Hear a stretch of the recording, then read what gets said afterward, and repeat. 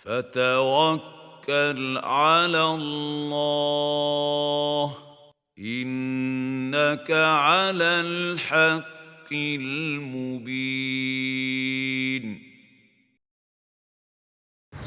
Terkait dengan pertanyaan terakhir, sebuah usaha yang saya pahami tadi, jasa penyewaan mobil ya. Jadi, jual beli. Kalau jual beli itu tidak ada masalah, ada kredit, beda harga. Kalau cash sekian, kalau kredit sekian, itu tidak ada masalah. Yang penting di kreditnya itu jangan ada tambahan saja. Kalau ada keterlambatan jangan ada denda. Ya. Jelas ya? Adapun kalau dia mengatakan misalnya mobil ini kalau cash 200 juta, kalau dicicil selama 1 tahun maka dia menjadi 220 juta nilainya atau 240, itu tidak ada masalah. Menurut pendapat mayoritas ulama, bahkan sebagian ulama mengatakan itu adalah hal yang disepakati tentang bolehnya. Disepakati tentang bolehnya. Nah itu kalau jenis kreditnya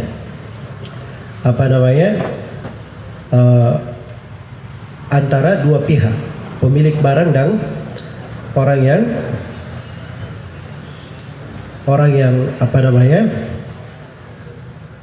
orang yang mengkredit itu sendiri. Baik, dan terakhir di sini mungkin perlu saya jelaskan ya tentang kredit itu. Kredit itu kalau ditanya apa hukum kredit, jawabannya kredit itu ada yang dibolehkan, ada yang tidak dibolehkan. Saya tadi berbicara tentang sudut yang dibolehkan. Iya. Bagaimana bentuk-bentuknya? Ya mungkin saya bisa dekatkan ya, kredit itu kalau saya berikan gambaran ada 5 bentuk. Bentuk yang pertama namanya bai'ut taqsid. Iya. Nah, ini yang saya terangkan tadi tentang bolehnya itu. Bai'ut taqsid. Jadi saya punya barang, ini saya katakan saya jual dengan harga 12 juta, dicicil selama 10 bulan. Setiap bulan bayar 1 juta. Maka ini tidak ada masalah. Baik. Yang kedua ada namanya al-inah. Jual beli dengan cara apa?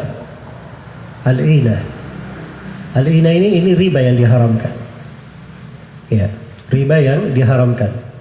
Bentuknya seperti sekarang ini, ada showroom mobil, dia punya 2 divisi, ada bagian pembelian, ada bagian penjualan. Iya.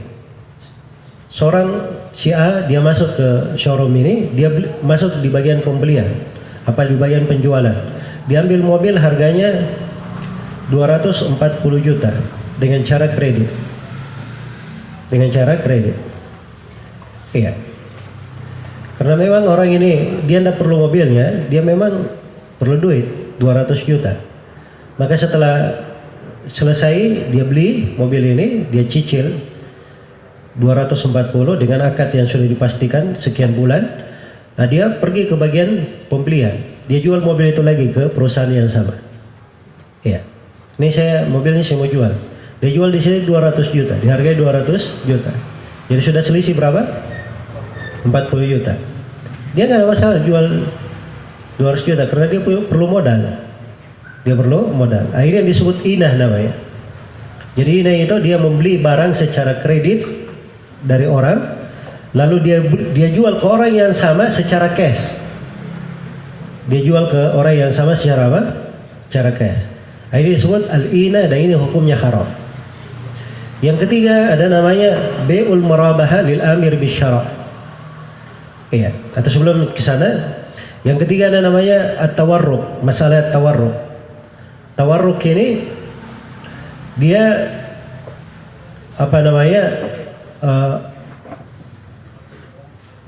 dia menjual barang atau dia beli barang dari si A.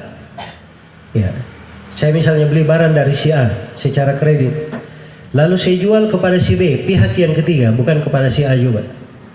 Saya jual kepada si B, pihak yang ketiga. Ya.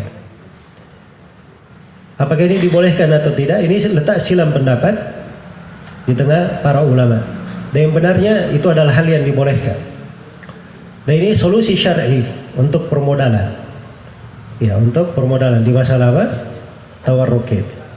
Baik. Kemudian yang keempat, jadi bedanya tipis ya antara yang pertama, yang kedua dan ketiga. Cuman dia jual kemana saja. Kalau yang dilarang tadi ini antara dua belah pihak. Ya, ada kredit dan ada penjualan antara kedua belah pihak. Kalau yang ketiga tadi dia jual ke pihak yang ketiga.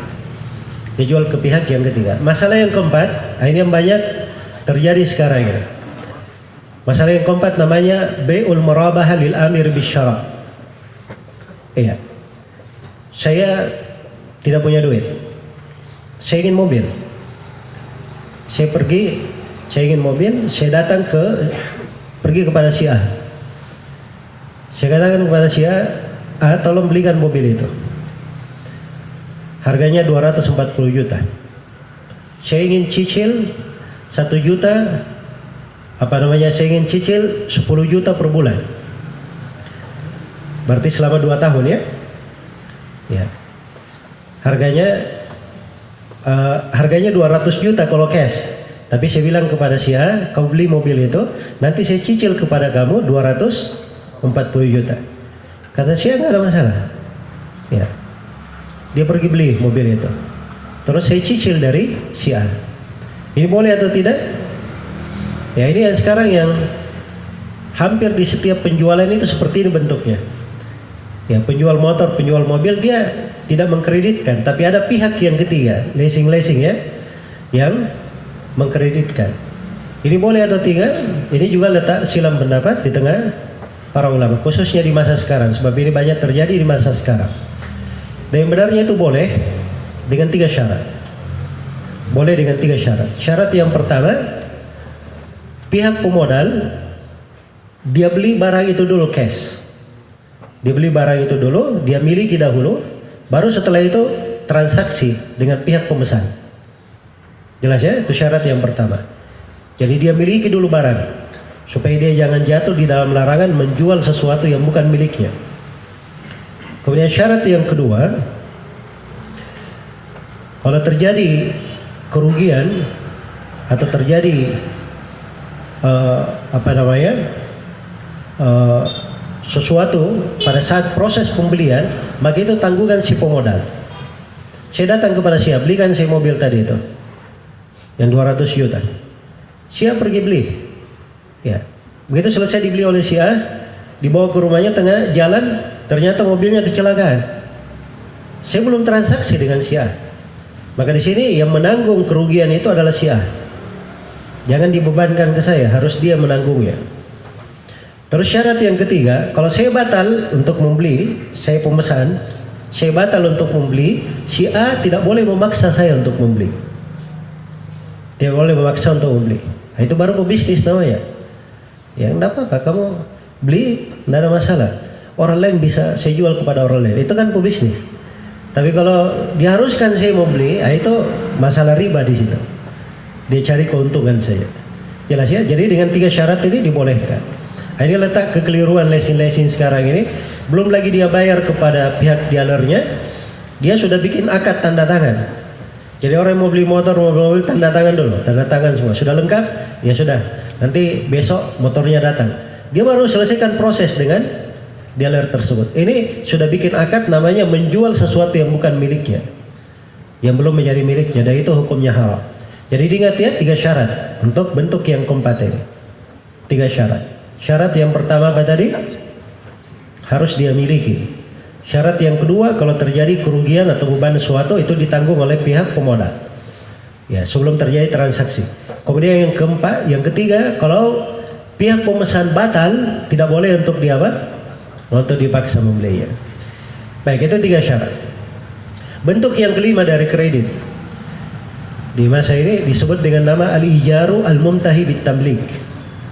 Penyewaan yang berakhir dengan kepemilikan. Iya. Nah, ini kadang atau kebanyakannya dipakai untuk alat-alat berat ya. Misalnya perusahaan dia sewa pembangkit listrik atau apa begitu.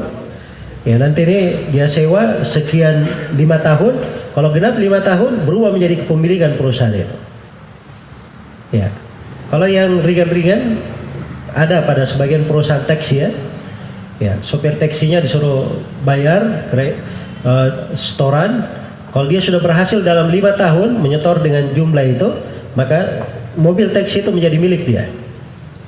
Menjadi milik dia.